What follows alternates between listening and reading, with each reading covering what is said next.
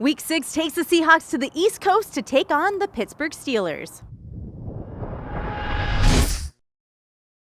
What's going on? Jackie Montgomery with your Week 6 game preview. Well, sitting at 2-3, the Seahawks are looking to rebound from that frustrating loss last week when they take on the Pittsburgh Steelers this week on Sunday Night Football.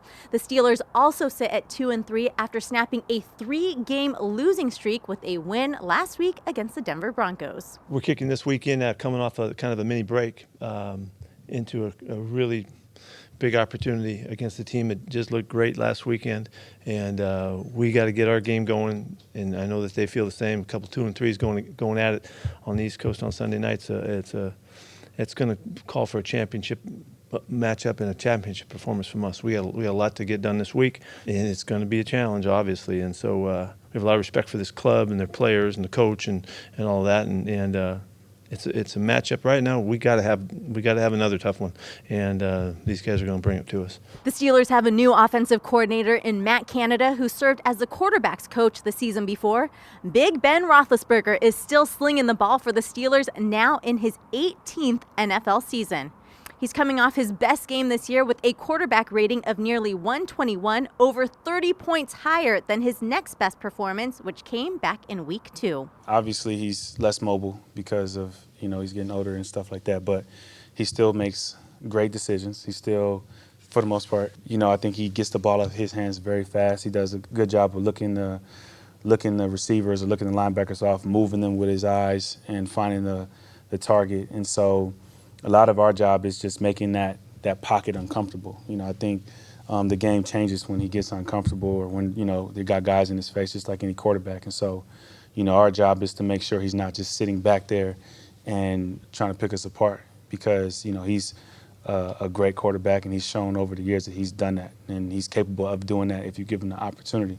With almost an entirely new offensive line from a year ago, the Steelers' pass protection has struggled at times. Roethlisberger has already been sacked 11 times in 5 games compared to being sacked just 13 times all of last year. Getting the ball out fast has been a huge emphasis for the quarterback. You got to get your hands up really quick to get a chance to block his vision or tip some balls. Then our coverage really has to come into play. And then the underneath coverage, guys have to tackle well. Because the ball comes out quick, he can't throw it as far. So that means we have to tackle well and be on the receivers pretty close. Pittsburgh's biggest offensive threat this season has been 2021 first-round pick Najee Harris out of Alabama. The rookie running back is effective with his legs and hands, leading the team with 307 rushing yards and in receptions with 28. The Steelers' run game does rank 31st in the league, but Harris finally got going in his last outing, rushing for 122 yards and a touchdown on 23 carries. He's definitely a challenge. He's fun to watch on film, definitely. I like his footwork. He reads the holes when he sees it, he hits it. I think he stiff arms somebody out of bounds in the open game. And so he's definitely somebody you have to get a body on, somebody you have to be conscious of. And he's also really, really active in the passing game. They like to get him out. He rarely stays in when there's a pass. And so he's somebody who can do it all, somebody we have to account for. And it'll be a good challenge for us. Roethlisberger will be missing his favorite target on the field with Juju Smith-Schuster out for the season after suffering a shoulder injury last week. But Roethlisberger still has dangerous weapons at his disposal in Deontay Johnson and the speedy Chase Claypool, who is coming off a career-high game, recording 130 receiving yards and a touchdown on 5 catches. He's a challenge. I think every week you're in the NFL now, you're going to get big receivers. You're going to get good skilled players every single week. And there's no question. You turn on the film, and they're skilled players, Claypool, Deontay, the running back, obviously the quarterback, pretty good. They do things well. They throw the ball well. They get the ball out They get the ball out even faster than the Rams. So it's going to be a good challenge for us. Looking at the Steelers' defense, they've earned the nickname Blitzburg for a reason, leading the league in sacks the past 4 straight years. While their pressures and sack numbers have dipped a bit this year, they still feature a highly capable defensive front led by two-time All-Pro linebacker TJ Watt, who's had double-digit sacks the past 3 seasons and already has 5 this year. TJ Watt's a great player, phenomenal player. He's great at just forcing turnovers. Strong guy, very technically sound.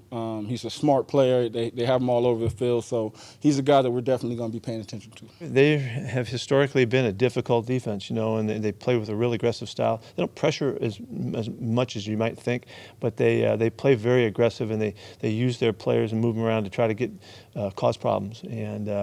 And they've historically been a good group, and so they're a challenge. They're a challenge just because their makeup of the play.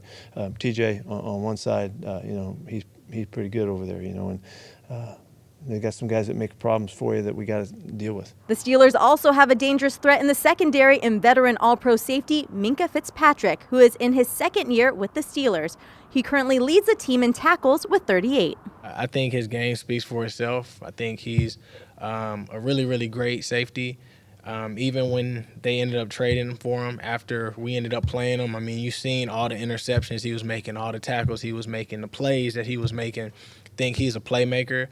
I mean, for the most part, I think teams have tried not to go after him. They tried not to get him in the same positions that he was when he was making plays, the way that he was making them last year and stuff like that. But he's definitely a guy that you got to be able to prepare for. You got to be able to know where he's at all times, and we know that he's a heck of a great player. Looking at the Seahawks, we all know that Geno Smith will be getting his first start with the team while Russell Wilson recovers from finger surgery. While Smith is highly capable of commanding the offense, the team will be looking to get the run game going to help balance the offense. The run game is always going to be a key point in trying to get things going, and however that plays out throughout the course of a game, by the end of the game wanting to be that balanced attack, and a lot of things play into that, and being able to run the ball early is obviously going to help us out this week as it would any other week. So we'll stay committed to our core beliefs, and then again just keep looking for that consistency throughout 4 quarters. And finally, the Seahawks defense is focused on playing like they know they are capable of. We saw it on display in the first half against the Rams.